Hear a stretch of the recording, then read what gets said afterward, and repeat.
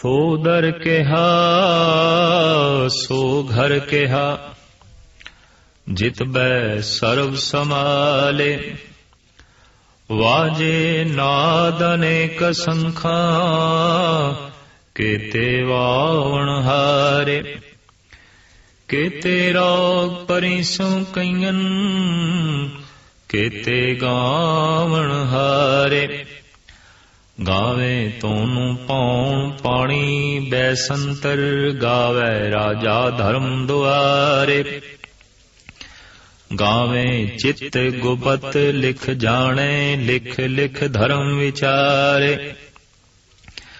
गावे सर ब्रह्मा देवी, सोहन सदा सवारे। गावे इंदासन बैठे, देवते आंदर लाले।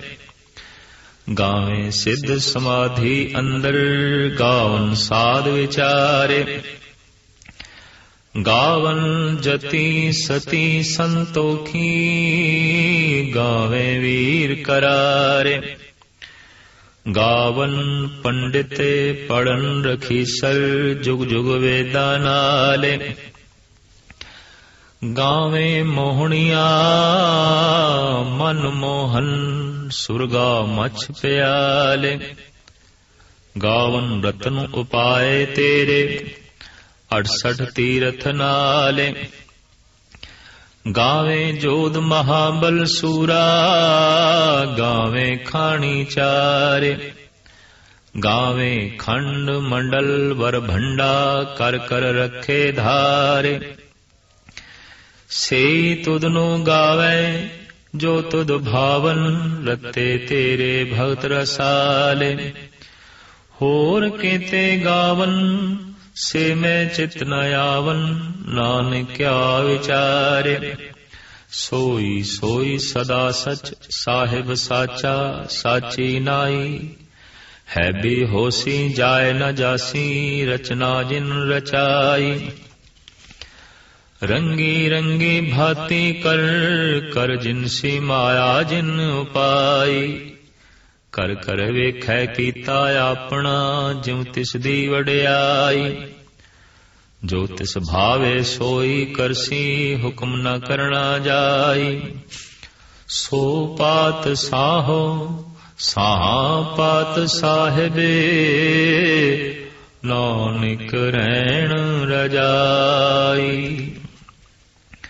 सोदर ऐसा मुखवाक है जगत गुरु बाबे साहिब श्री गुरु नानक देव जी महाराज दा, कि ਇਹ ਗੁਰੂ ਗ੍ਰੰਥ ਸਾਹਿਬ ਜੀ ਮਹਾਰਾਜ ਦੇ ਜਿੱਥੇ ਜਪਜੀ ਸਾਹਿਬ ਦੇ ਅੰਦਰ ਆਇਆ ਹੈ, ਰਹਿਰਾਸ ਸਾਹਿਬ ਦੇ ਅੰਦਰ ਵੀ ਹੈ, ਔਰ ਆਸਾ ਰਾਗ ਦੇ ਅੰਦਰ ਵੀ ਬਕਾਇਦਾ ਗੁਰੂ ਨਾਨਕ ਦੇਵ ਜੀ ਮਹਾਰਾਜ ਨੇ ਉਚਾਰਨ ਕੀਤਾ। ਜਪਜੀ ਸਾਹਿਬ ਦੇ ਅੰਦਰ ਸੋਦਰ ਦੀ ਪੌੜੀ ਸਭ ਤੋਂ ਵੱਡੀ ਪੌੜੀ ਹੈ। ਸੋਦਰ ਤੋਂ ਮੁਰਾਦ ਉਹ ਦਰ, ਉਹ ਕੇਂਦਰੀ ਅਸਥਾਨ, ਉਹ ਮਰਕਜ਼ ਜਿੱਥੇ ਬੈਠ ਕੇ ਅਕਾਲ ਪੁਰਖ ਸਾਰੇ ਜੀਵਾਂ ਦੀ ਸੰਭਾਲ ਕਰਦਾ ਹੈ, ਦੇਖ ਰੇਖ ਕਰਦਾ ਹੈ। ਇਸ ਤਰ੍ਹਾਂ ਦੇ ਮੁਖਵਾਕ ਸਾਹਿਬ ਸ੍ਰੀ ਗੁਰੂ ਨਾਨਕ ਦੇਵ ਜੀ ਮਹਾਰਾਜ ਦੇ ਰਾਮਕਲੀ ਰਾਗ ਦੇ ਅੰਦਰ ਵੀ ਆਏ ਨੇ, ਜਿੱਥੇ ਆਪ ਫਰਮਾਨ ਕਰਦੇ ਨੇ, ਜਿਤ ਦਰ ਵਸੇ ਕਵਨ ਦਰ ਕਹੀਏ, ਦਰਾਂ ਭੀਤਰ ਦਰ ਕਵਨ ਲਹੈ। हे ਅਕਾਲ ਪੁਰਖ, ਜਿਸ ਦਰ ਦੇ ਚ ਤੇਰਾ ਵਾਸਾ ਹੈ, ਜਿਸ ਘਰ ਦੇ ਚ ਤੇਰਾ ਵਾਸਾ ਹੈ, ਉਹ ਘਰ ਕਿੱਥੇ ਹੈ, ਉਹ ਦਰ ਕਿੱਥੇ ਹੈ। ਤੇ ਦਰਵਾਜ਼ਿਆਂ ਦੇ ਅੰਦਰ ਇਹ ਜਿਹੜਾ ਬਹੁਤ ਗੁਪਤ ਤੇ ਛੁਪਿਆ ਹੋਇਆ ਅੰਦਰੂਨੀ ਦਰਵਾਜ਼ਾ ਹੈ, ਇਸ ਤੱਕ ਕੌਣ ਪਹੁੰਚਿਆ। ਜਿਸ ਦਰ ਨੂੰ ਲੱਭਦਾ ਲੱਭਦਾ ਮੈਂ ਉਦਾਸੀ ਹੋ ਗਿਆ, ਉਪਰਾਮ ਹੋ ਗਿਆ। ਜਿਸ ਦਰ ਕਾਰਣ ਫਿਰਾਂ ਉਦਾਸੀ, ਸੋ ਦਰ ਕੋਈ ਆਏ ਕਹੇ।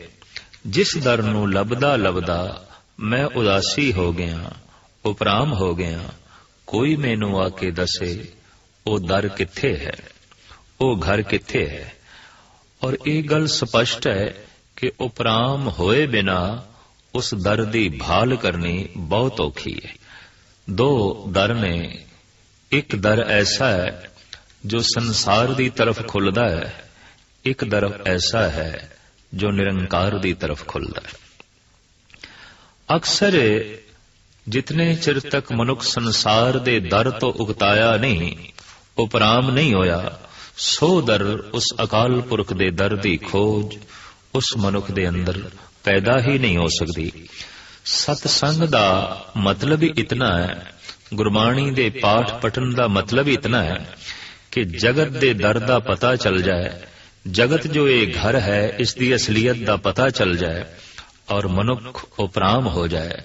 उपराम होया मनुख इस गल दा सबूत है कि जगत दे हुण उसनूं ऐसा कुछ नहीं दिखाई दे रहा जिस नाल उसकी तृप्ति हो सके, उदी पूर्ति हो सके। ओ उपराम है। एक ते ओ उपराम है जो जगत दे विच ही अपनी पूर्ति करना चाहता है और हो नहीं रही, तो उपराम है। एक ओ है जिन्हों समझ आ गई है कि जगत विच मेरी तृप्ति हो ही नहीं सकती, लिहाजा ओ उपराम है। और ये जिहड़ी उपरामता है ये तंदुरुस्त उपरामता है। ऐसी उपरामता करके ही भगतां ने, संत जना ने परमात्मा दा दर लभ्या, परमात्मा दा घर लभ्या, क्योंकि उन्हां नूं ये जीवन, ये संसार व्यर्थ दिखाई दिता, इहदे च तृप्ति होनी कठिन दिखाई दिती। तो उन्होंने उस दर दी, उस घर दी, उस जीवन दी तलाश आरंभ कर दी जिस दे च तृप्ति ही तृप्ति है, परम आनंद है।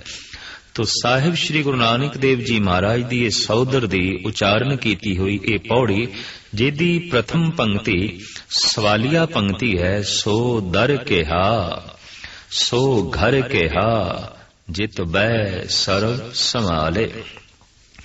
हे अकाल पुरख, जिस दर ते बैठ के, जिस घर दे च रह के तू तमाम जगत दे जीवां दी संभाल कर रहे हैं, ओ दर कैसा है और ओ घर किथे है और कैसा है। सवाल बहुत अहम है, बहुत वड्डा है, ते जितना वड्डा सवाल होवे उतना ही वड्डा जवाब होंदा है। जितना सूक्ष्म सवाल होवे उतना ही सूक्ष्म जवाब होंदा है। जितना मोटा सवाल होवे उतना ही मोटा जवाब होंदा है। तो ये सवाल बड़ा बारीक है, बड़ा सूक्ष्म है, बहुत गहरा है, और इस सवाल का जवाब मोटी बुद्धि वालियां वास्ते देना अत्यंत कठिन है। जगत गुरु बाबा आप ही इस सवाल का जवाब देंदे ने।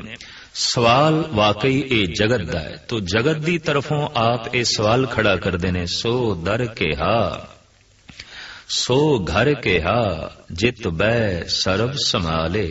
ओ दर कैसा है, ओ घर कैसा है जिथे बैठ के हे जीवन दाते तू तमाम जगत दे जीवां दी पालना कर रहे हैं, देख रेख कर रहे हैं। तो हुण उस दर दा जिस ढंग नाल गुरु नानक देव जी महाराज ने चित्रण कीता है, नक्शा खिंचिया है, वो बाकी दी तमाम पंक्तियां दे सतगुरुदेव जी महाराज इस ढंग नाल वर्णन करते ने। वाजे नाद अनेक असंखा केते वावण हारे।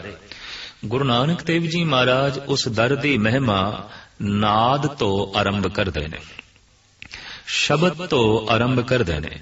महाराज कहते अनेकां तरह दे नाद उस दे दर ते वज रहे ने, और अनेकां ही वो वामन हारे ने, साजिंदे ने, वजावण वाले ने, जो उस तरह तरह दे नाद नूं प्रगट कर रहे ने।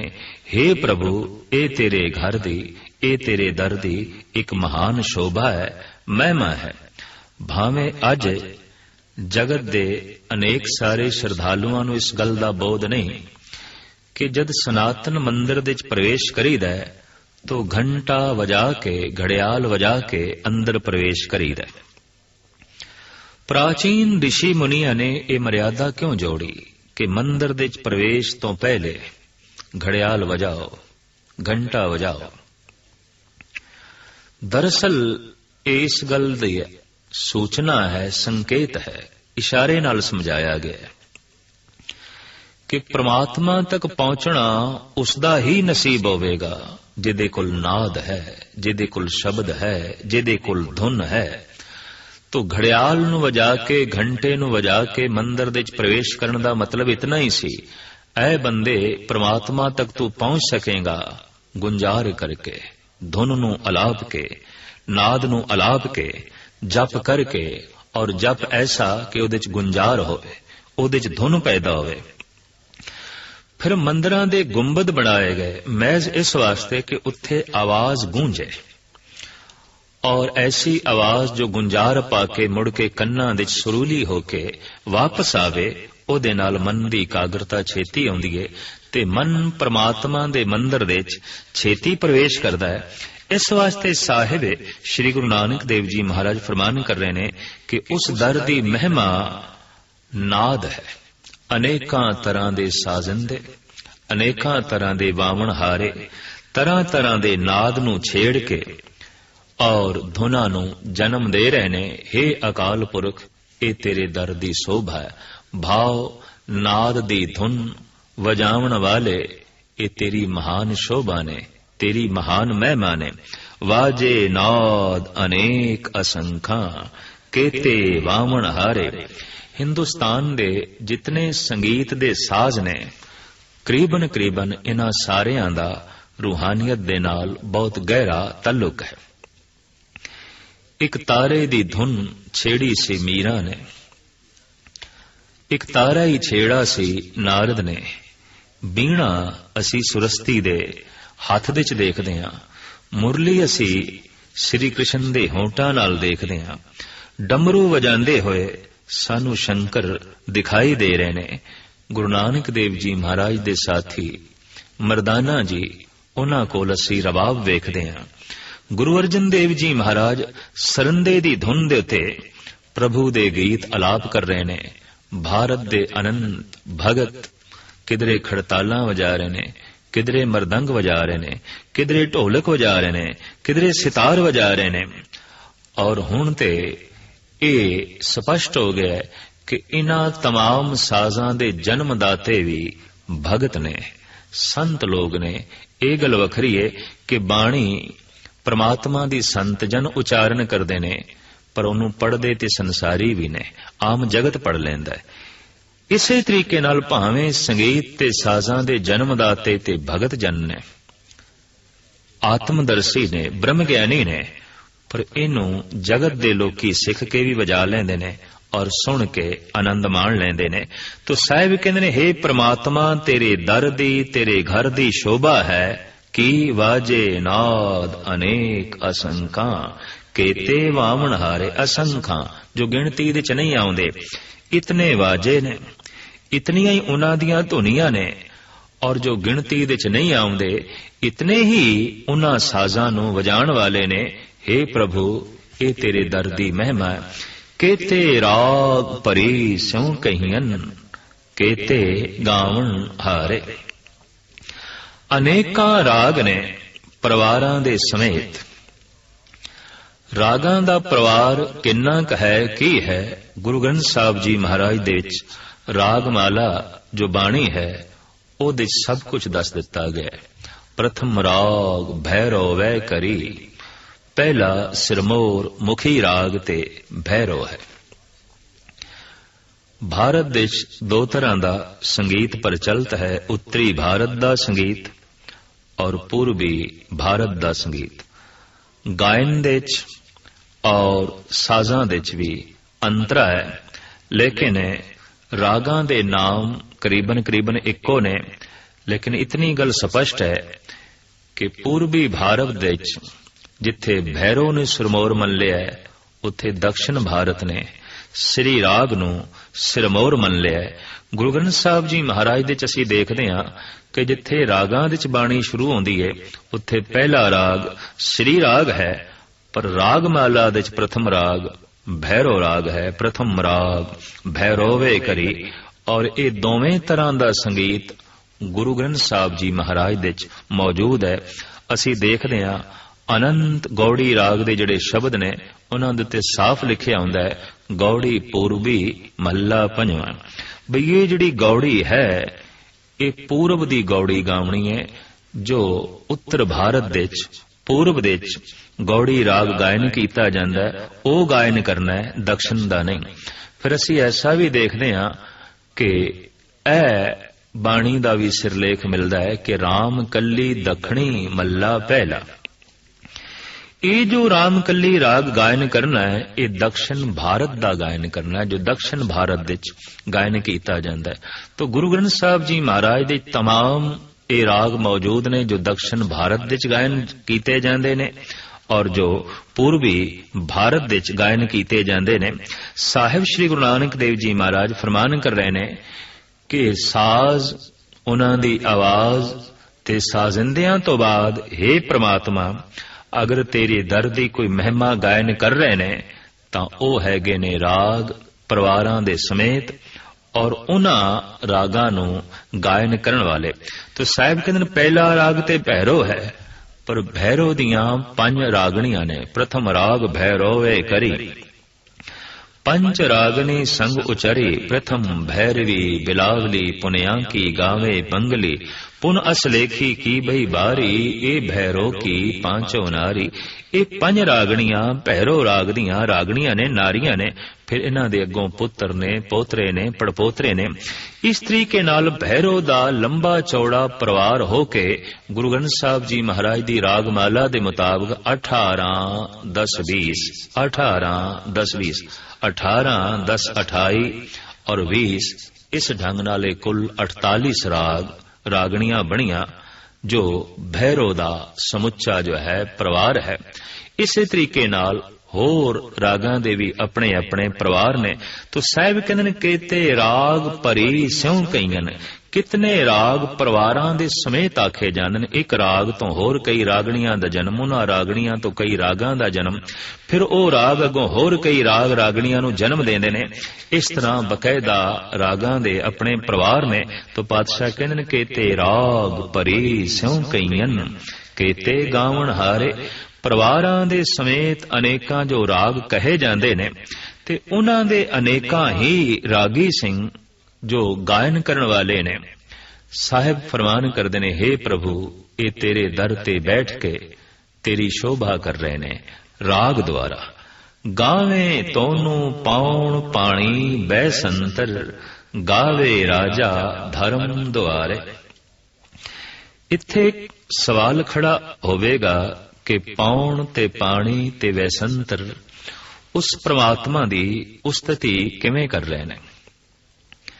तो इत्थे 2 भाव पैदा होंदे ने। प्रथम ते यह कि ईश्वर नूं गावना इस वास्ते है, ओदी सिफत सलाह इस वास्ते करनी है कि साडा हिरदा उस अस्थान ते पहुंच जावे जिथे कि परमात्मा दी रजा चंगी लगे, ओदा भाणा मिठा लगे। तेरा भाणा मीठा लागे, नाम पदार्थ नानक मांगे। हे प्रभु, मैं नाम दा पदार्थ इस वास्ते मंगदा कि तेरी रजा चंगी लगे, तेरा भाणा चंगा लगे। जद किसी बंदे नूं नाम दे च रस मिलदा है या नाम दी प्राप्ति होंदी है तो उसदी मूल पहचान है कि वह रजा दे च राजी रहिंदा है, हुक्म दे च राजी रहिंदा है, भाणे दे च राजी रहिंदा है। तो प्रथम ते सतगुर ये कह रहे ने कि ए पाउण, ए पानी, ए वैसंतर, हे अकाल पुरख तेरी रजा दे च ने, तेरे हुक्म दे च ने, तेरे हुक्म दी अदूली नहीं कर सकते। कोई मनुख ये आखे कि मैं बलदी हुई अग नूं ठंडा रखना है, उहदे च सीत मिले, बर्फ दी तरह ठंड मिले बलदी हुई अग्नि दे च, ऐसा हो नहीं सकता। हुक्म है, मर्यादा है, अग्नि दे चों ते तपश ही मिलेगी। और कोई मनुख ये आखे कि बर्फ दा ढेर होवे ते उहदे कोल मैं बैठा ते मैनू तपश मिले, गर्मी मिले, ऐसा हो नहीं सकता। प्रभु दी बनाई हुई अपनी एक मर्यादा है और उस मर्यादा नू, उस रजा नू, उस दे भाणे नू मेटना बदलना मनुख दी समर्था तो परे दी गल है, जद कि मनुख दा स्वयं ढांचा ओदी रजा दे जो है बने। तो साहिब कहंदे प्रथम ते ए कि पानी, अग्नि ते पाउण ओदी रजा दे चल रहे ने। तो ओदी रजा दे ए जिहड़ा चलना है ओनू गावना है, ओदी सिफतो सलाह करन दा फल की है, ओदी रजा दे चलना। तो पानी ओदी रजा दे चल रहा है, पानी दा उसने सुभाव बना दिता है, उन्हें निवाण दी तरफ जाना है। लख भी यतन करिए, उहदे सुभाव दे प्रतिकूल उसनू चलाना होवेगा तो दबाव देना पएगा, प्रेशर देना पएगा। बिना दबाव तो ਪ੍ਰਤੀਕੂਲ ਪਾਣੀ ਨੂੰ ਚਲਾਣਾ, ਉੱਪਰ ਲੈ ਜਾਣਾ ਬਹੁਤ ਕਠਿਨ ਹੋਵੇਗਾ, ਕਿਉਂਕਿ ਪਾਣੀ ਦਾ ਸੁਭਾਅ ਹੈ ਥੱਲੇ ਦੀ ਤਰਫ ਜਾਣਾ, ਨਿਵਾਣ ਦੀ ਤਰਫ ਜਾਣਾ। ਇਸੇ ਤਰੀਕੇ ਨਾਲ ਅਗਨੀ ਵੀ ਕਿਧਰੇ ਬਾਲੀਏ ਤੇ ਇਹਦੀਆਂ ਲਾਟਾਂ ਵੀ ਉੱਪਰ ਨੂੰ ਉਛਲਦੀਆਂ ਨੇ, ਕਿਉਂਕਿ ਅਗਨੀ ਦਾ ਜਿਹੜਾ ਕੇਂਦਰ ਹੈ, ਮਰਕਜ਼ ਹੈ, ਉਹ ਉੱਪਰ ਹੈ, ਸੂਰਜ ਉੱਪਰ ਹੈ, ਤੇ ਪਾਣੀ ਦਾ ਕੇਂਦਰ ਜਿਹੜਾ ਮਰਕਜ਼ ਹੈ, ਸਾਗਰ, ਉਹ ਥੱਲੇ ਹੈ। ਤੋ ਪਹਾੜਾਂ ਚੋਂ ਝਰਨੇ ਨਿਕਲਦੇ ਨੇ, ਨਿਵਾਣ ਦੀ ਤਰਫ ਵਗਦੇ ਨੇ, ਕਿਉਂਕਿ ਇਹਨਾਂ ਦਾ ਮਰਕਜ਼, ਇਹਨਾਂ ਦਾ ਕੇਂਦਰ ਜੋ ਸਾਗਰ ਹੈ, ਥੱਲੇ ਹੈ। ਅਗਨੀ ਬਾਲੀਏ ਤੇ ਇਹਦੀਆਂ ਲਾਟਾਂ ਉੱਪਰ ਨੂੰ ਉੱਠਦੀਆਂ ਨੇ, ਕਿਉਂਕਿ ਸੂਰਜ ਉੱਪਰ ਨੂੰ ਹੈ, ਆਪਣੇ ਮਰਕਜ਼ ਦੀ ਤਰਫ ਅਗਨੀ ਦੇ ਵਿੱਚ ਉਛਾਲ ਪੈਦਾ ਹੁੰਦਾ ਹੈ। ਤੋ ਇਹ ਪ੍ਰਮਾਤਮਾ ਦੀ ਬਣਾਈ ਹੋਈ ਇੱਕ ਨਿਯਮਾਵਲੀ ਹੈ, ਇਸ ਨੂੰ ਉਲਟਾਇਆ ਨਹੀਂ ਜਾ ਸਕਦਾ। ਔਰ ਇਹ ਸਾਰੇ ਪੌਣ, ਪਾਣੀ, ਵੈਸੰਤਰ ਇਤਿਆਦਿਕ ਉਹਦੀ ਰਜ਼ਾ ਵਿੱਚ ਚੱਲ ਰਹੇ ਨੇ।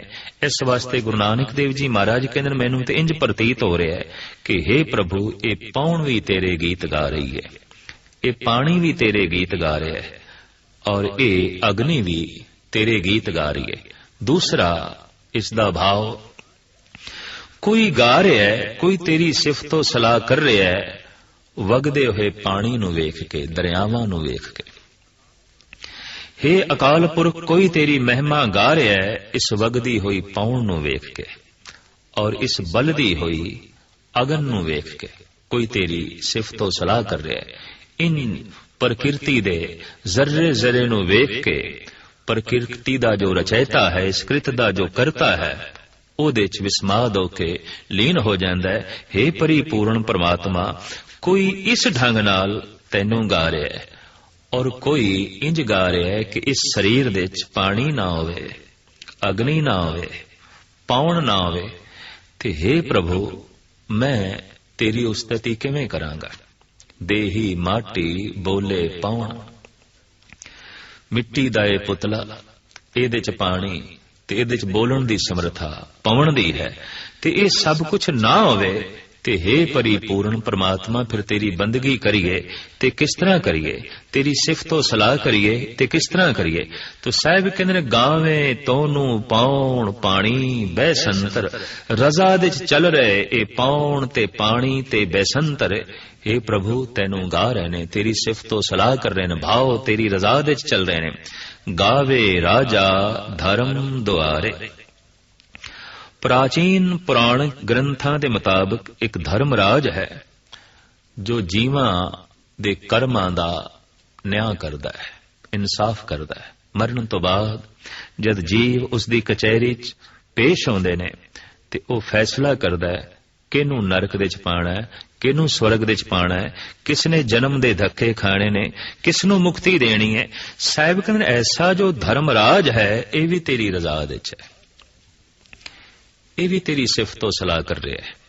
ਬਲਕਿ ਸ਼ਲੋਕ 12 ਤੋਂ ਵਧੇਕ ਨਾਮਕ ਬਾਣੀ ਦੇ ਵਿੱਚ ਗੁਰੂ ਨਾਨਕ ਦੇਵ ਜੀ ਮਹਾਰਾਜ ਫਰਮਾਨ ਕਰਦੇ ਨੇ, ਨਾਮ ਧਿਆਨ ਸਾਜਨਾ ਜਨਮ ਪਦਾਰਥ ਜੀਤ, ਨਾਨਕ ਧਰਮ ਐਸੇ ਚਵੇ ਕੀਤੋਨ ਭਵਨ ਪੁਨੀਤ। ਇਹ ਜਿਹੜਾ ਧਰਮ ਰਾਜ ਹੈ, ਇਹ ਵੀ ਕਹਿ ਦਿੰਦਾ ਹੈ ਜਦ ਕੋਈ ਸੰਤ, ਜਦ ਕੋਈ ਭਗਤ ਆਪਣਾ ਸਰੀਰ ਤਿਆਗ ਕੇ ਪ੍ਰਭੂ ਦੇ ਮੰਡਲ ਦੇ ਵਿੱਚ, ਬ੍ਰਹਮੰਡ ਦੇ ਵਿੱਚ ਲੀਨ ਹੁੰਦਾ ਹੈ, ਮੋਕਸ਼ ਗਤੀ ਨੂੰ ਪ੍ਰਾਪਤ ਹੁੰਦਾ ਹੈ, ਤਾਂ ਧਰਮ ਰਾਜ ਵੀ ਕਹਿੰਦਾ ਹੈ, ਸੰਤ ਜਨ ਤੇਰੇ ਆਣ ਦੇ ਨਾਲ ਮੇਰਾ ਘਰ ਪਵਿੱਤਰ ਹੋ ਗਿਆ, ਮੇਰਾ ਥਾਂ ਪਵਿੱਤਰ ਹੋ ਗਿਆ, ਤੂੰ ਤੇ ਜਨਮ ਜੀਵਨ ਦੀ ਬਾਜ਼ੀ ਜਿੱਤ ਕੇ ਆ ਰਹੇ ਹੈ। ਨਾਮ ਧਿਆਨ ਸਾਜਨਾ ਜਨਮ ਪਦਾਰਥ ਜੀਤ।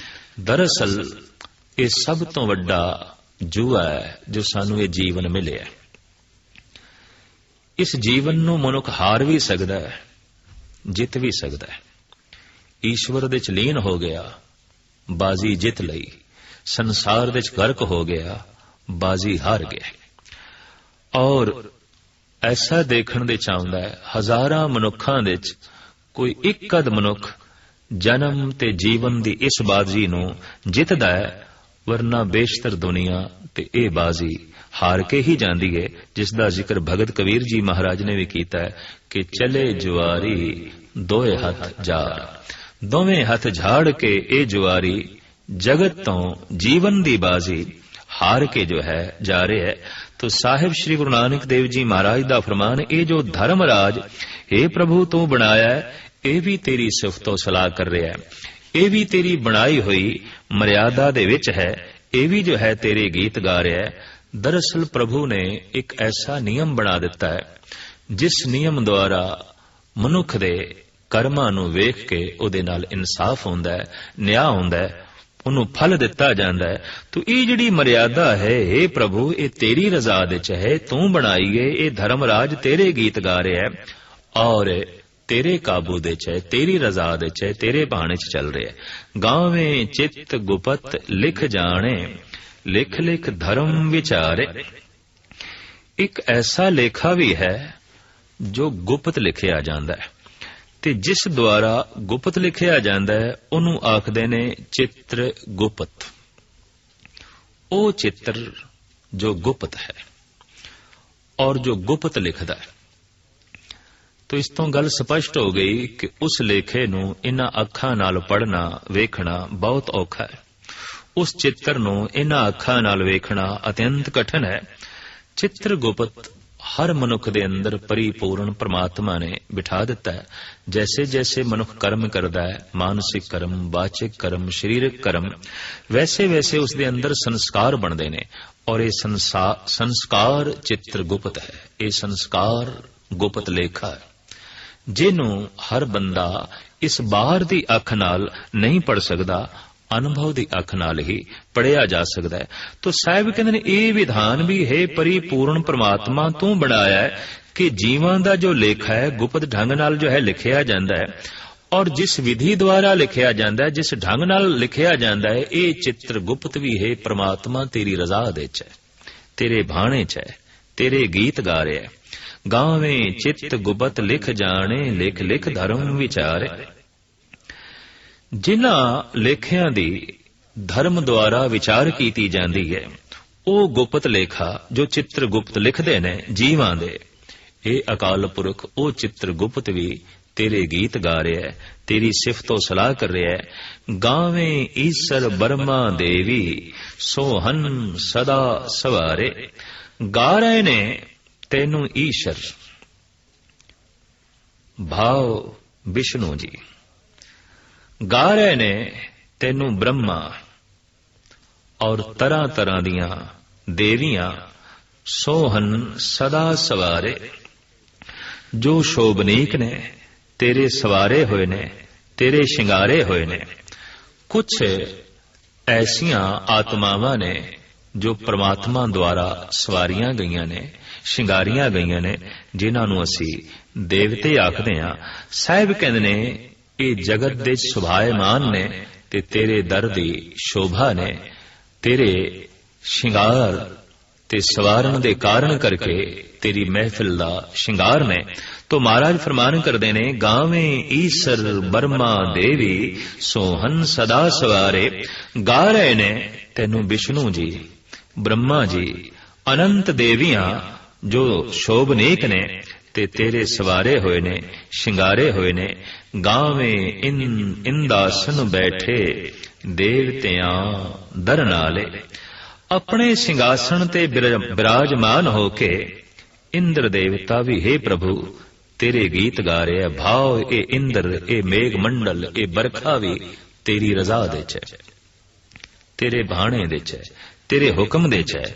ਤੋ ਜੋ ਤੇਰੀ ਰਜ਼ਾ ਦੇ ਚ ਚੱਲ ਰਹੇ ਨੇ ਉਹ ਤੇਰੇ ਗੀਤ ਗਾ ਰਹੇ ਨੇ। ਜੋ ਤੇਰੀ ਰਜ਼ਾ ਦੇ ਚੱਲ ਰਹੇ ਨੇ, ਮਨੁੱਖਾਂ ਨੂੰ ਪ੍ਰੇਰਨਾ ਮਿਲ ਰਹੀ ਹੈ ਤੇਰੀ ਰਜ਼ਾ ਦੇ ਚ ਰਹਿਣ ਦੀ, ਤੇਰੇ ਗੀਤ ਗਾਣ ਦੀ। ਤੋ ਸਾਹਿਬ ਕਹਿੰਦੇ ਨੇ ਸਿੰਘਾਸਣ ਤੇ ਬਿਰਾਜਮਾਨ ਇਹ ਇੰਦਰ ਵੀ ਦੇਵਤਿਆਂ ਦੇ ਸਮੇਤ ਤੇਰੇ ਗੀਤ ਗਾ ਰਿਹਾ ਹੈ, ਤੇਰੀ ਸਿਫਤੋ ਸਲਾਹ ਕਰ ਰਿਹਾ ਹੈ। ਗਾਵੇਂ ਸਿੱਧ ਸਮਾਧੀ ਅੰਦਰ ਗਾਵਨ ਸਾਧ ਵਿਚਾਰੇ। ਸਮਾਧੀਆਂ ਲਾ ਲਾ ਕੇ ਸਿੱਧ ਲੋਕ ਵੀ ਤੇਰੀ ਸਿਫਤੋ ਸਲਾਹ ਕਰ ਰਹੇ ਨੇ ਔਰ ਉਹਨਾਂ ਦੀ ਸਿਫਤੋ ਸਲਾਹ ਗਾਇਨ ਦਾ ਢੰਗ ਹੈ ਸਮਾਧੀ। ਗਾਵਨ ਸਾਧ ਵਿਚਾਰੇ, ਸਾਧ ਜਨ ਵੀ ਤੇਰੀ ਸਿਫਤੋ ਸਲਾਹ ਕਰ ਰਹੇ ਨੇ ਤੇ ਉਹਨਾਂ ਦੀ ਸਿਫਤੋ ਸਲਾਹ ਗਾਇਨ ਕਰਨ ਦਾ ਢੰਗ ਹੈ ਵਿਚਾਰ, ਧਰਮ ਗ੍ਰੰਥਾਂ ਦੀ ਵਿਚਾਰ। ਉਹਨਾਂ ਨੂੰ ਪੜ੍ਹਨਾ, ਸੋਚਣਾ, ਵਿਚਾਰਨਾ, ਜ਼ਿੰਦਗੀ ਦੇ ਵਿੱਚ ਉਸ ਵਿਚਾਰ ਨੂੰ ਧਾਰਨ ਕਰਨਾ, ਢਾਲਣਾ, हे परिपूर्ण परमात्मा, ये उन्हां दे गावण दा ढंग है। इन्हां दी जिंदगी विच कोई समस्या नहीं, समाधि ही समाधि। समस्या दे जीवना संसार दे जीवना है, समाधि दे जीवना निरंकार दे जीवना है। समस्या दे जो जी रहा है वो संसार दा जीव है, समाधि दे जो जी रहा है वो धार्मिक मनुख है। समाधि उस वक्त नसीब आउंदी है जद जीवन विच कोई भी समस्या रह नहीं जाती। और ये हकीकत है कि एक समस्या नूं सुलझाईए अनंत समस्यावां दा जन्म आउंदा है, पर प्रभु दे नाम नाल जुड़ जाइए, समाधि नसीब हो जाए, सारियां समस्यावां दा अंत हो जांदा है। और उंज ते जीवदे जागदे मनुख दे लाजमी कोई ना कोई समस्या रहेगी। समाज दे तल दी समस्या, राजनीतिक तल दी समस्या, आर्थिक तल दी समस्या, परिवारक तल दी समस्या, या शरीर दे तल दी कोई रोगां प्रति समस्या। जीवन एक है, समस्यावां ते अनेक ने। ते जिहड़ा हुण ये सोचे कि मैं इन्हां सारियां समस्यावां नूं सुलझा के बाद विच नाम जपांगा, परमात्मा दा चिंतन करांगा, दरअसल जीवन बहुत छोटा है और समस्यावां बहुत ज्यादा ने, लंबियां ने। और इन्हां समस्यावां विच उलझ के अक्सर मनुख दी जिंदगी दा अंत हो जांदा है। समाधि नसीब नहीं आउंदी, जीवन दा अंत हो गया, समस्या ही समस्या रह गई। तो अगर नाम विच सुरत जोड़ी जाए, उसदे गीत गाए जान, उहदी सिफतो सलाह कीती जाए, तो फिर समाधि नसीब हो जाती है। फिर तमाम समस्यावां दा अंत। धार्मिक ते अधार्मिक दी ये पहचान कि हर वक्त कोई ना कोई समस्या बनी हुई है और समस्या च फसे होया, समस्या च जी रहा है। संसारी मनुख कोई समस्या नहीं, समाधान ही समाधान है, समाधि दे जी रहा है। तो ये धार्मिक मनुख दी पहचान है। धार्मिक मनुख ते तत्ती तवी ते बैठ के भी समाधि च आउंदा है, पर संसारी मनुख ते फुल्लां दी सेज के बैठ के भी तरह तरह दी समस्या दे च फसिया रहिंदा है। साहिब श्री गुरु अर्जन देव जी महाराज दी मूर्ति साडे सामने है कि वो तत्ती तवी ते बैठ के भी कहंदे ने, तेरा भाणा मीठा लागे, नाम पदार्थ नानक मांगे। तो तत्ती तवी है, थल्ले अग बल रही है, ऊपर गरम गरम रेता सीस दे च पाया जा रहा है, पर उस समाधि दे च ने। अज तक मृगशाला ते बैठ के, शेर दी खल ते बैठ के, तरह तरह दे कलीन दे उत्ते बैठ के समाधि लाण वाले जोगी ते देखे सन, पर संसार विच एक ऐसा जोगी आया, एक ऐसा सिद्ध, एक ऐसा समाधि लीन गुरु पुरुषोत्तम अवतार गुरु अर्जन देव जी, जिसने दसिया कि अगर वाकई समाधि है और समाधि च मनुख जी रहा है, तो यह समाधि तत्ती तवी ते भी लग सकती है, उबलदी देग दे च भी लग सकती है। संसार दे इतिहास दे च, खास करके धार्मिक इतिहास दे च एक महान अजूबा होया और गुरु अर्जन देव जी महाराज दी एक अदुੱਤੀ देन कि जो समाधि दे च जी रहा है वो तत्ती तवी ते भी समाधि दे च है, पर जो समस्यावां दे च जी रहा है वो फुल्लां दी सेज दे उत्ते भी उलझिया ही रहेगा अपनी समस्यावां दे च। तो साहिब कहंदे ने, अनंत समाधि लीन सिद्ध पुरुष तैनू गा रहे ने, समाधि द्वारा गावन साध विचारे कि अनगिनत साधु जन विचार कर करके, सोच सोच के तैनू गा रहे ने। उन्हां दी गावणी दा ढंग है सोचना, ते सिद्धां दा गावण दा ढंग है समाधि। हे परिपूर्ण परमात्मा, अपने अपने ढंग नाल इस तरीके नाल तेरी उस्तति कर रहे ने, तेरे गीत गायन कीते जा रहे ने। गावन जति सती संतोखी, गावें वीर करारे। गा रहे ने तैनू जति, जिन्हां ने जत धारण कीता है, अपने इंद्रियां नू काबू कीता है। जति तो मुराद अखां द्वारा गलत नहीं वेखना, जबान नाल गलत नहीं बोलना, कन्ना नाल गलत नहीं सुनना, दिमाग नाल गलत सोचना ही नहीं, हत्थां नाल गलत करना ही नहीं, पैरां नाल गलत मार्ग ते चलना ही नहीं। जिस मनुख ने अपने तमाम इंद्रियां नू काबू च कर लिया है, उन्होंने कह रहे ने जति। वास्तविक ओही जती है।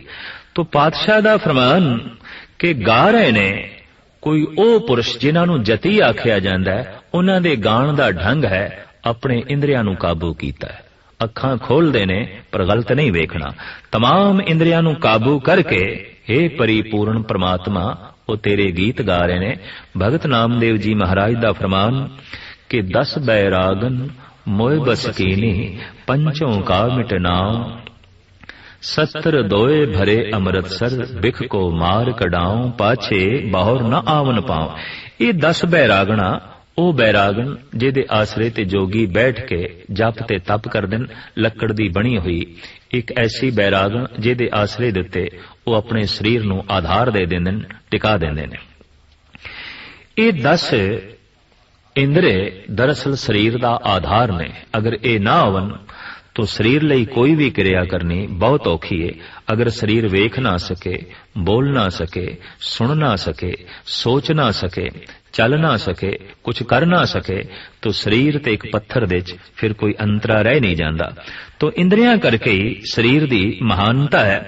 ते जति मनुख ओ जिसने अपने तमाम इंद्रियां नूं अपने काबू च कर लिया है। हे परिपूर्ण परमात्मा, कोई तेरी सिफत सलाह गायन कर रहा है अपने इंद्रियां नूं काबू दे च रख के, ते कोई गा रहा है दान करके। सती तो मुराद दानी, जो तरह तरह दे दान कर रहे ने। धन दा दान, अन्न दा दान, वस्त्रां दा दान, विद्या दा दान, होर इस तो इलावा बेशुमार वस्तुआं दा जो है दान। साडे देश दे च इह दान दी अनंत तरीकिਆਂ ਦੀਆਂ प्रथा चलियां होईयां ने। तो मेरे पातशाह जी फरमान कर रहे ने कि गा रहे ने तैनू दानी दान द्वारा वो दे रहे ने।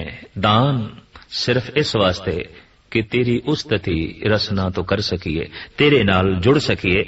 तो तेरे नाल जुड़न दा ढंग जो वसीला उन्हां कोल है वो है दान।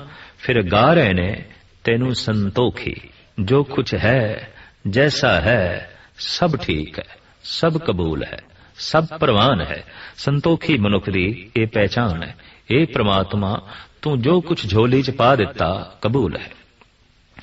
संतोखी मनुख हर वक्त शुक्राने च होवेगा और हाथ जोड़ के आखेगा, हे प्रभु, मेरी पात्रता ते कुछ भी नहीं, मेरी योग्यता ते कुछ भी नहीं, तू मेरी योग्यता तो वध दिता है, ज्यादा दिता है। तो संतोखी संतोखमयी बिरती द्वारा तैनू गा रहा है। संतोष नू सामने रख के हे अकाल पुरख ओ तेरी सिफतो सलाह कर रहा है। गावन जति सती संतोखी, गावे वीर करारे, गावन पंडित पढ़न रखीसर, जुग जुग वेदा नाले। जुगा जुगांतरा तो रिखी जन पंडित जन तैनू गा रहे ने आधार बना के वेदां नू। वेदां द्वारा तेरी उस्तति कर रहे ने, तेरी सिफतो सलाह कर रहे ने। दिन भर वेदां नू पढ़ना है, पढ़ाना है। ते वेदां नू पढ़ना ते पढ़ाना महज इस वास्ते कि तेरे नाल जुड़ सकीए, तेरे नाल जुड़न दा आनंद मान सकीए, रस मिल सकीए। जुगा जुगांतरा तो अनंत काल तो पंडित जन वेदां दे समेत वेदां नू आधार बना के हे परिपूर्ण परमात्मा तेरे गीत गा रहे ने। इस तरह दे पंडित, इस तरह दे रिखी जो वेदां नू उच्चारण कर करके तेरी सिफतो सलाह कर रहे ने। गावे मोहनियां मन मोहन, सुरगा मच्छ प्याले। ओ स्त्रियां जो मन मोहनियां ने और 3 लोकां दे जीवां नू मोहित कर लैंदियां ने। सुरगा मच्छ प्याले, मात लोक, स्वर्ग लोक ते पाताल लोक, जिन्हां दा स्वरूप इस ढंग दा कि हर लोक दे जीव नू मोहित कर लैन। कहंदे देवते तक मोहित हो गए सन गौतम दी नार अहिल्या ते। बहुत लंबी चौड़ी गाथा है इंद्र ते अहिल्या दी ते गौतम दी। इस तरीके दे नाल पुराणक प्रसंग अनंत ने कि देवलोक दे देवते भी अणगिणत स्त्रियां ते मोहित होए। तो इस तरह दियां मोहनियां जो देवतियां नू भी मोहित कर लैंदियां ने, मनुखां नू भी मोहित कर लैंदियां ने। पाताल लोक दे वासी जो ने जीव उन्हां नू भी मोहित कर लैंदियां ने। ऐसियां मोहनियां भी हे परिपूर्ण परमात्मा तेरे गीत गा रही ने, तेरी सिफतो सलाह कर रही ने। गावें मोहनिया मन मोहन सुरगा मच्छ प्याले। दरअसल मोहनी उदों ही परमात्मा दे गीत गा सकेगी जद उसनू पता चले कि मेरा ये मनमोहन चेहरा, मेरा ये सुंदर स्वरूप परमात्मा दी देन है। उस चित्रकार दा चित्रिया होया ये चित्र है। साहिब गुरु अर्जन देव जी महाराज फरमान करते ने, रूपवंत होए नाही मोहे प्रभ की जोत सगल घट सोए। प्रभु दी जोत तो बिना कोई रूपवंत हो नहीं सकता, पर कोई माण करे उसदी जोत दा ख्याल एक पासे रख के महज अपने रूप दा ही माण करे तो महाराज कहते ने, जे जाने हो जो बनवंत सो होवत बिष्टा का जंत। वो तो फिर बिष्टा दा कीड़ा बनेगा जिन्हों अपने रूप दा माण हो गया। तो ये सुंदर स्वरूप किसे अरूप दी देन है, किसे अरूप दे हत्थां दी बरकत है। साहिब कहते ने, इस तरह दियां सियाणियां मोहनियां इस्त्रियां जिन्हां कोल सुंदर स्वरूप है, हे अकाल पुरख, जो तिन लोकां दे जीवां नूं मोहित कर लैंदियां न, ਉਹ भी तेरे ते मोहित होईयां ने, ਉਹ भी तेरे गीत गा रहीयां ने, ਉਹ भी तेरी सिफतो सलाह कर रहीयां ने। गावें मोहनिया मन मोहन सुरगा मच्छ प्याले। गावन रतन उपाय तेरे 68 तीर्थ नाले। 68 तीर्थां दे समेत हे परिपूर्ण परमात्मा, तेरे उपाय होए, तेरे पैदा कीते होए रतन जो 9 किस्मां दे मने जांदे ने। पुखराज है, नीलम है, जवाहर है, मूंगा है, पन्ना है, मोती है। ये ओ पत्थर ने जिन्हां नूं कहंदे ने रतन। चमकदे होए पत्थर, महान पत्थर, और इन्हां दे चमक ते दमक नूर हे परिपूर्ण परमात्मा तेरा दिता होया। और एक ऐसा हीरा जिन्हों मुगल शहनशाह ने कह दिता सी ये कोहे नूर है। ये ते पहाड़ां दा नूर है, ये ते पत्थरां दा नूर है। अज एक कोहे नूर हीरा मौजूद है जगत दे च। तो परिपूर्ण परमात्मा इस तरह दे जिहड़े तू नूर पैदा कीते ने हीरियां दे च, पन्नियां दे च, नीलम दे च, पुखराज दे अंदर, मोतियां दे अंदर, हे परिपूर्ण परमात्मा ये भी तैनू गा रहे ने, ये भी तेरी रजा दे मुताबिक चमके ने, बने ने। या कोई हीरे नू वेख के हे परमात्मा तेरी सिफतो सलाह कर रहा है कि तू पत्थर दे अंदर नूर पा दिता, तू नीलम नू इतना सुंदर बना दिता, तू पुखराज दे अंदर चमक पैदा कर देती, तू मोतियां दे अंदर चमक ते दमक पैदा कर देती, तू पत्थरां दे अंदर रोशनी पैदा कर देती। कोई इन्हां नू आधार बना के तेरे गीत गा रहा है ते कोई तीर्थां नू आधार बना के हे परिपूर्ण परमात्मा तेरे गीत गा रहा है।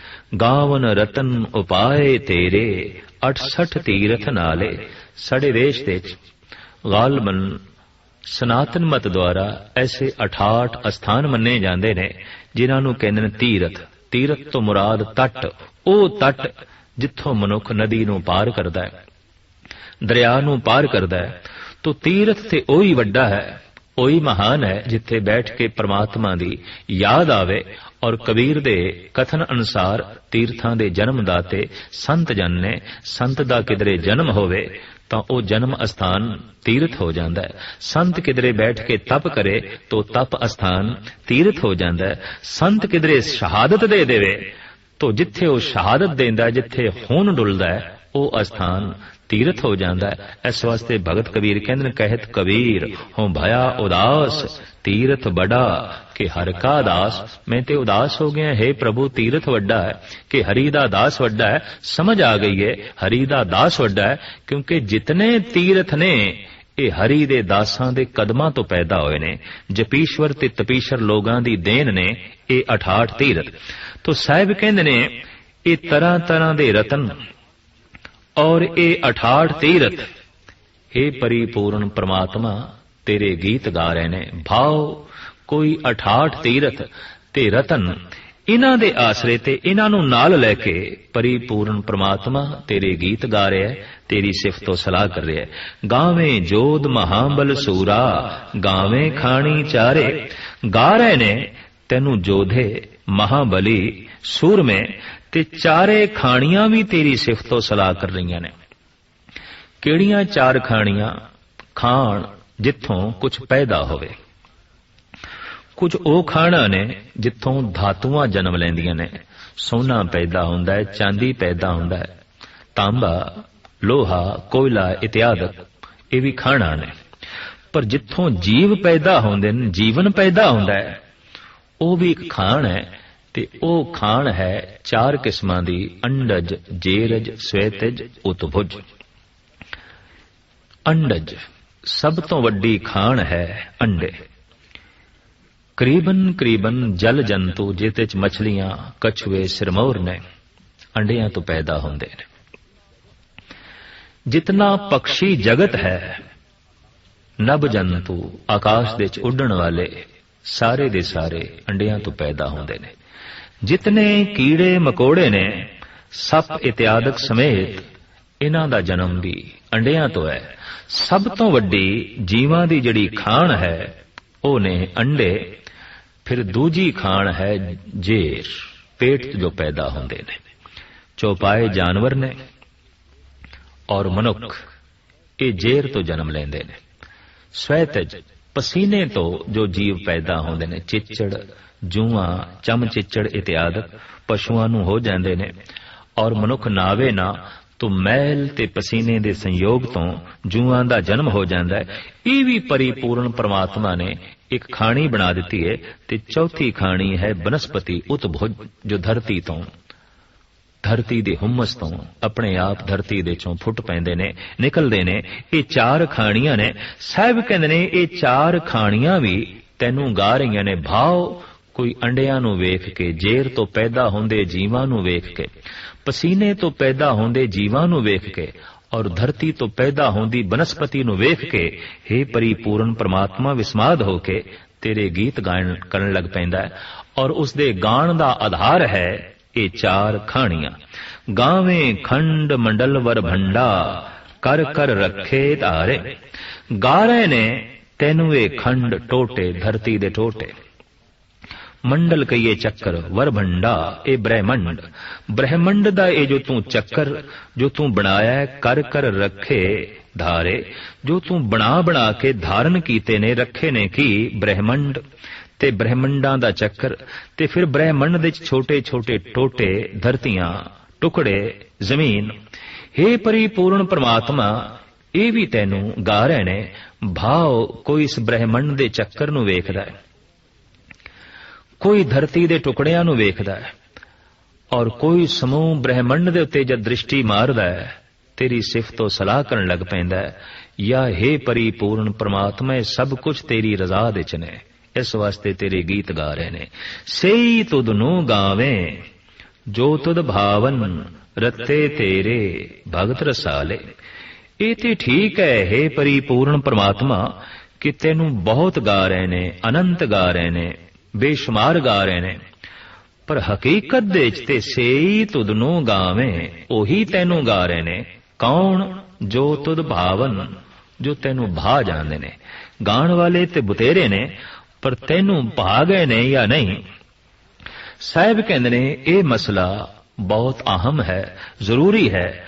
ਪਰ ਮੇਰੀ ਦ੍ਰਿਸ਼ਟੀ ਦੇ ਤੇ ਵਾਕਈ ਤੈਨੂੰ ਉਹੀ ਗਾ ਰਹੇ ਨੇ ਜੋ ਤੈਨੂੰ ਭਾ ਗਏ ਨੇ। ਤੇ ਕੌਣ ਤੈਨੂੰ ਭਾ ਗਏ ਨੇ? ਰੱਤੇ ਤੇਰੇ ਭਗਤ ਰਸਾਲੇ, ਜੋ ਤੇਰੇ ਨਾਮ ਦੇ ਰੰਗ ਦੇ ਚ ਰਤੇ ਨੇ।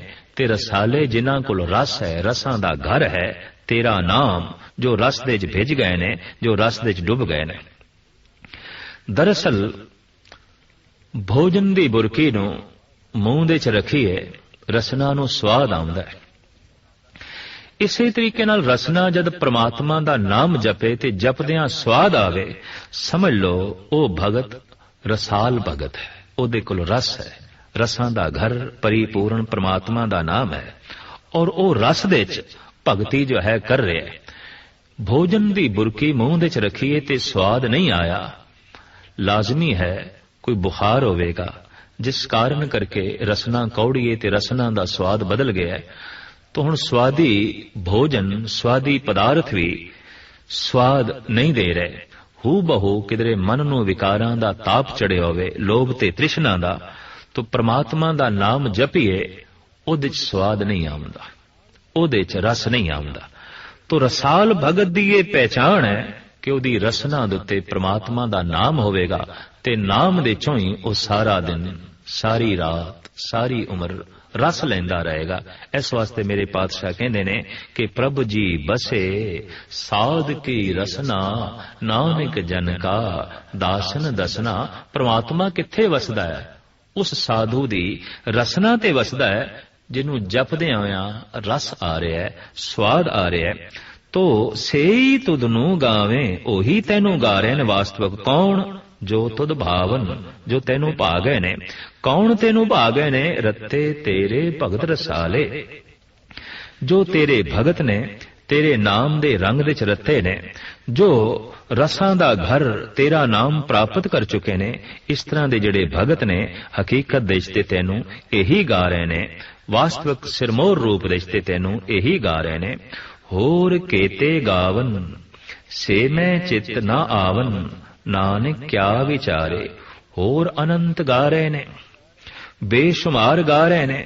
ਸੇ ਮੈਂ ਚਿਤ ਨਾ ਆਵਨ, ਜੋ ਮੇਰੇ ਚੇਤੇ ਸ਼ਕਤੀ ਤੋਂ ਪਰੇ ਨੇ, ਜਿਨ੍ਹਾਂ ਨੂੰ ਮੈਂ ਆਪਣੇ ਚੇਤੇ ਸ਼ਕਤੀ 'ਚ ਨਹੀਂ ਲਿਆ ਸਕਦਾ। ਭਾਵ ਮੇਰੀ ਚੇਤੇ ਸ਼ਕਤੀ ਵੀ ਇੱਕ ਸੀਮਾ ਰੱਖਦੀ ਹੈ ਤੇ ਤੈਨੂੰ ਗਾ ਰਹੇ ਨੇ ਅਸੰਖ, ਅਨੰਤ, ਬੇਸ਼ੁਮਾਰ। हे ਪਰਿਪੂਰਨ ਪ੍ਰਮਾਤਮਾ, ਹੋਰ ਵੀ ਅਨੇਕਾਂ ਗਾ ਰਹੇ ਨੇ ਜੋ ਕੁਛ ਮੈਂ ਕਿਹਾ ਹੈ। ਇਸ ਤੋਂ ਇਲਾਵਾ ਵੀ ਤੈਨੂੰ ਗਾ ਰਹੇ ਨੇ ਜੋ ਮੇਰੇ ਚਿੱਤ ਦੇ 'ਚ ਨਹੀਂ ਆਉਂਦੇ। ਨਾਨਕ ਕਿਆ ਵਿਚਾਰੇ, ਮੈਂ ਇਹਨਾਂ ਸਾਰੇ ਗਾਣ ਵਾਲਿਆਂ ਦੀ ਕੀ ਵਿਚਾਰ ਕਰਾਂ? ਕਿਉਂ ਕਿ ਸਾਰੇ ਦੇ ਸਾਰੇ ਮੇਰੇ ਚੇਤੇ ਸ਼ਕਤੀ ਦੇ ਅੰਦਰ ਨਹੀਂ ਆਉਂਦੇ। ਮੈਂ ਸਾਰਿਆਂ ਦਾ ਚੇਤਾ ਨਹੀਂ ਕਰ ਸਕਦਾ, ਮੈਂ ਸਾਰਿਆਂ ਦੀ ਗਿਣਤੀ ਨਹੀਂ ਕਰ ਸਕਦਾ, ਕਿਉਂਕਿ ਮੇਰੀ ਚੇਤੇ ਸ਼ਕਤੀ ਸੀਮਾ ਦੇ 'ਚ ਹੈ। हे ਪਰਿਪੂਰਨ ਪ੍ਰਮਾਤਮਾ, ਅਨੰਤ ਤੈਨੂੰ ਗਾ ਰਹੇ ਨੇ ਜੋ ਮੇਰੇ ਚੇਤੇ ਤੋਂ ਪਰੇ ਨੇ। ਸੋਈ ਸੋਈ ਸਦਾ ਸੱਚ, ਸਾਹਿਬ ਸਾਚਾ ਸਾਚੀ ਨਾਈ। ਉਹੀ ਪ੍ਰਮਾਤਮਾ ਸੱਚਾ ਹੈ, ਸਦੀਵੀ ਹੈ, ਹਮੇਸ਼ਾ ਹੈ ਤੇ ਉਸ ਦੀ ਵਡਿਆਈ ਵੀ ਸੱਚੀ ਹੈ, ਮਹਾਨ ਹੈ ਵੀ, ਉਹ ਹੁਣ ਵੀ ਹੈ। ਐਸਾ ਨਹੀਂ ਕਿ ਹੋ ਗੁਜ਼ਰਿਆ, ਨਹੀਂ, ਉਹ ਹੁਣ ਵੀ ਹੈ, ਜਿਸ ਦੀ ਵਡਿਆਈ ਸੱਚੀ ਹੈ, ਜੋ ਸੱਚਾ ਹੈ, ਜੋ ਸਦੀਵੀ ਹੈ, ਹਮੇਸ਼ਾ ਹੈ, ਨੈਚਲ ਹੈ, ਮਾਲਿਕ ਹੈ ਵੀ, ਉਹ ਹੁਣ ਵੀ ਹੈ। ਹੋਸੀ, ਅਗਾਂਹ ਵੀ ਹੋਵੇਗਾ। ਜਾਏ ਨਾ ਜਾਸੀ, ਉਹਦਾ ਜਨਮ ਨਹੀਂ ਹੈ ਤੇ ਉਹਨੇ ਜਾਣਾ ਵੀ ਨਹੀਂ, ਉਹਨੇ ਮਰਨਾ ਵੀ ਨਹੀਂ। ਜਾਏ ਨਾ ਜਾਸੀ, ਜੋ ਜਨਮ ਤੇ ਮਰਨ ਦੇ 'ਚ ਨਹੀਂ ਹੈ। ਰਚਨਾ ਜਿਨ ਰਚਾਈ, ਜਿਸ ਨੇ ਸਾਰੀ ਰਚਨਾ ਰਚਾਈ ਹੈ, ਉਹ ਹੁਣ ਵੀ ਹੈ, ਜਨਮ ਤੇ ਮਰਨ ਦੇ 'ਚ ਨਹੀਂ ਹੈ। ਉਹ ਮਾਲਿਕ ਹੈ, ਉਹਦੀ ਮਹਿਮਾ ਸੱਚੀ ਹੈ। ਰੰਗੀ ਰੰਗੀ ਭਾਂਤੀ ਕਰ, ਕਰ ਜਿਨਸੀ ਮਾਇਆ ਜਿਨ ਉਪਾਈ। ਤਰ੍ਹਾਂ ਤਰ੍ਹਾਂ ਦੇ ਰੰਗ ਦੀਆਂ ਜਿਨਸਾਂ ਜਿਸ ਨੇ ਆਪਣੀ ਪੈਦਾ ਕੀਤੀ ਹੋਈ ਪ੍ਰਕਿਰਤੀ ਦੁਆਰਾ ਬਣਾਈਆਂ ਨੇ, ਉਪਾਈਆਂ ਨੇ। ਉਹ ਪਰਿਪੂਰਨ ਪਰਮਾਤਮਾ ਜਨਮ ਤੇ ਮਰਨ ਤੋਂ ਰਹਿਤ ਹੈ, ਨੈਚਲ ਹੈ ਤੇ ਕਾਇਮ ਹੈ। ਉਸ ਨੇ ਆਪਣੀ ਮਾਇਆ ਦੁਆਰਾ ਤਰ੍ਹਾਂ ਤਰ੍ਹਾਂ ਦੇ ਰੰਗ ਦੀਆਂ ਜਿਨਸਾਂ ਬਣਾ ਕੇ ਧਰ ਦਿੱਤੀਆਂ ਨੇ। ਕਰ ਕਰ ਵੇਖੇ ਕੀਤਾ ਆਪਣਾ, ਜਿਉ ਤਿਸ ਦੀ ਵਡਿਆਈ। ਜੋ ਕੁਛ ਉਸਨੇ ਬਣਾਇਆ ਹੈ, ਕਰ ਕਰਕੇ ਉਹਨਾਂ ਨੂੰ ਵੇਖਦਾ ਪਿਆ, ਬਣਾ ਬਣਾ ਕੇ ਉਹਨਾਂ ਨੂੰ ਵੇਖਦਾ ਪਿਆ। ਜਿਵੇਂ ਉਸਦੀ ਵਡਿਆਈ, ਜਿਵੇਂ ਉਸਦੀ ਰਜ਼ਾ ਹੈ, ਜਿਵੇਂ ਉਸਦੀ ਮਰਜ਼ੀ ਹੈ, ਉਸ ਢੰਗ ਨਾਲ ਇਹਨਾਂ ਜੀਵਾਂ ਦੇ ਉੱਤੇ ਆਪਣੀ ਦ੍ਰਿਸ਼ਟੀ ਮਾਰ ਰਿਹਾ, ਵੇਖ ਰਿਹਾ, ਆਪਣੇ ਬਣੇ ਹੋਏ ਜਗਤ ਨੂੰ ਭਾਵ ਸੰਭਾਲ ਕਰ ਰਿਹਾ, ਆਪਣੀ ਸਾਜੀ ਬਣਾਈ ਹੋਈ ਇਸ ਪ੍ਰਕਿਰਤੀ ਦਾ। ਜੋ ਤਿਸ ਭਾਵੇ ਸੋਈ ਕਰਸੀ, ਹੁਕਮ ਨਾ ਕਰਨਾ ਜਾਏ। ਜੋ ਕੁਛ ਉਸ ਨੂੰ ਭਾਵਦਾ ਹੈ ਉਹੀ ਉਹ ਕਰਦਾ ਹੈ, ਹੁਕਮ ਕਰਕੇ ਉਹਦੇ ਭਾਣੇ ਨੂੰ ਮੋੜਿਆ ਨਹੀਂ ਜਾ ਸਕਦਾ। ਕੋਈ ਇਹ ਨਹੀਂ ਆਖ ਸਕਦਾ हे ਪ੍ਰਮਾਤਮਾ ਤੂੰ ਇਹ ਨਾ ਕਰ, ਇਹ ਕਰ। ਉਸ ਦੇ ਉੱਤੇ ਹੁਕਮ ਨਹੀਂ ਚੱਲ ਸਕਦਾ। ਨਾਨਕ ਹੁਕਮ ਨਾ ਚੱਲਈ, ਨਾਲ ਖਸਮ ਚਲੇ ਅਰਦਾਸ। ਹੁਕਮ ਕਰਕੇ ਅਸੀਂ ਉਸ ਨੂੰ ਉਸ ਦੀ ਕਿਰਤ ਤੋਂ ਰੋਕ ਨਹੀਂ ਸਕਦੇ। ਅਰਦਾਸ ਕਰ ਸਕਦੇ ਹਾਂ, ਜੋਦੜੀ ਕਰ ਸਕਦੇ ਹਾਂ, ਪ੍ਰਾਰਥਨਾ ਕਰਕੇ ਉਸ ਨਾਲ ਜੁੜ ਸਕਦੇ ਹਾਂ। ਹੁਕਮ ਕਰਕੇ ਉਸ ਨੂੰ ਰੋਕ ਨਹੀਂ ਸਕਦੇ। ਆਖਲੀਆਂ ਪੰਕਤੀਆਂ। ਸੋ ਪਾਤਸ਼ਾਹੋ ਸਾਹਾਂ ਪਾਤ ਸਾਹਿਬ, ਨਾਨਕ ਰਹਿਣ ਰਜਾਈ। ਜੋ ਬਾਦਸ਼ਾਹਾਂ ਦਾ ਬਾਦਸ਼ਾਹ ਹੈ, ਮਾਲਿਕ ਹੈ, ਉਹਦਾ ਆਨੰਦ ਮਾਣਨ ਲਈ, ਉਹਦੀ ਪ੍ਰਾਪਤੀ ਲਈ हे ਜਗਤ ਦੇ ਜੀਵੋ, ਇੱਕੋ ਇੱਕ ਸਾਧਨ ਹੈ, ਨਾਨਕ ਰਹਿਣ ਰਜਾਈ। ਉਹਦੀ ਰਜ਼ਾ ਵਿੱਚ ਰਹਿਣਾ, ਉਹਦੇ ਭਾਣੇ ਵਿੱਚ ਰਹਿਣਾ, ਉਹਦੇ ਹੁਕਮ ਵਿੱਚ ਰਹਿਣਾ। ਇਸ ਤੋਂ ਇਲਾਵਾ ਉਸ ਨਾਲ ਜੁੜਨ ਦਾ ਹੋਰ ਕੋਈ ਵਸੀਲਾ ਨਹੀਂ, ਹੋਰ ਕੋਈ ਤਰੀਕਾ ਨਹੀਂ। ਤੋ ਸੋਦਰ ਦੀ ਇਸ ਮਹਾਨ ਪੌੜੀ ਵਿੱਚ ਸਾਹਿਬ ਸ੍ਰੀ ਗੁਰੂ ਨਾਨਕ ਦੇਵ ਜੀ ਮਹਾਰਾਜ ਫਰਮਾਨ ਕਰ ਰਹੇ ਨੇ, ਅਨੰਤ ਪਸਾਰਾ ਜੋ ਤੇਰਾ ਕੀਤਾ ਹੋਇਆ ਹੈ, ਤੈਨੂੰ ਗਾ ਰਿਹਾ ਹੈ, ਤੇਰੀ ਸਿਫਤੋ ਸਲਾਹ ਕਰ ਰਿਹਾ ਹੈ, ਤੇ ਤੇਰੀ ਸਿਫਤੋ ਸਲਾਹ ਵਿੱਚ ਸਿਰਮੌਰ ਹੈ ਸੰਗੀਤ, ਗੀਤ, ਨਾਦ। ਔਰ ਹੇ ਪਰਿਪੂਰਨ ਪ੍ਰਮਾਤਮਾ, ਗਾਇਨ ਕਰਨ ਦਾ ਫਲ ਹੈ ਤੇਰੀ ਪ੍ਰਾਪਤੀ ਦਾ ਵਾਸਤਵਿਕ ਢੰਗ ਹੈ ਕਿ ਤੇਰੀ ਰਜ਼ਾ ਵਿੱਚ ਰਹਿਣਾ। ਤੋ ਜੋ ਰਜ਼ਾ ਵਿੱਚ ਰਹਿ ਰਿਹਾ ਹੈ ਉਹਨੂੰ ਫਲ ਦੀ ਪ੍ਰਾਪਤੀ ਹੈ, ਜੋ ਰਜ਼ਾ ਵਿੱਚ ਰਹਿ ਰਿਹਾ ਹੈ ਉਹਨੂੰ ਰਾਜ਼ਕ ਰਹੀਮ ਪਰਿਪੂਰਨ ਪ੍ਰਮਾਤਮਾ ਦੀ ਪ੍ਰਾਪਤੀ ਹੋ ਜਾਂਦੀ ਹੈ। ਮੂਲ ਗੱਲ ਸਾਰੇ ਦਾ ਸਾਰਾ ਪ੍ਰਾਕਿਰਤਿਕ ਮੰਡਲ ਹੈ ਪ੍ਰਮਾਤਮਾ ਤੈਨੂੰ ਗਾ ਰਿਹਾ ਹੈ। ਹੇ ਜੀਵ, ਤੂੰ ਵੀ ਉਸ ਨੂੰ ਗਾ ਔਰ ਉਸ ਦੀ ਰਜ਼ਾ ਵਿੱਚ ਰਹਿ।